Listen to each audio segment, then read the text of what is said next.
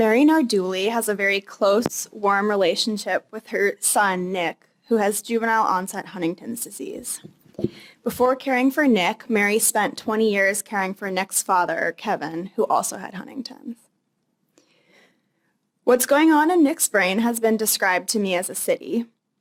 Think of a city and your thoughts are the buildings in that city.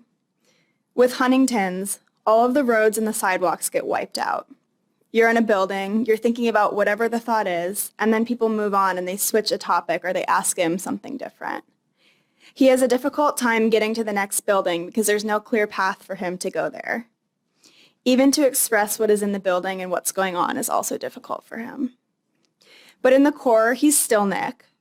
I think he's accepted it, and once you have a level of acceptance, whatever challenges you have, you make the best of it. He's always been a very positive person. You know, what can I do today that I enjoy? So, of course, as he's become more disabled, his world is more limited. But he still loves to go to San Francisco.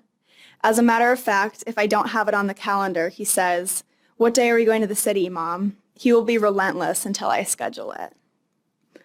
At one point, after he couldn't work anymore because of the Huntingtons, he had some money that he had inherited when his father passed. I told him, "I'm going to be fine. You need to spend that money on doing what you want to do." And so I worked with him to come up with a bucket list of what it was. He had traveled and studied another summer in Europe. He had seen quite a bit, but he had always wanted to go to Norway to see the fjords, and he'd always wanted to go to India. And so we planned a trip. He and I went to Norway for a month, and then we went to India for a month.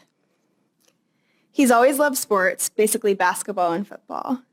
He was talking about how he didn't want to take our big trip until after the football season was over. I said, "Why don't you go to the Super Bowl?" And so he did. He was able to take his best friend, Jesus, to the Super Bowl. I just felt like he had to have as many experiences as he could, and he just didn't have any time to waste.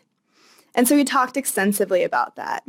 He has a very positive attitude because he says, "My life is short. I just don't have time to sit around and be negative or feel sorry for myself."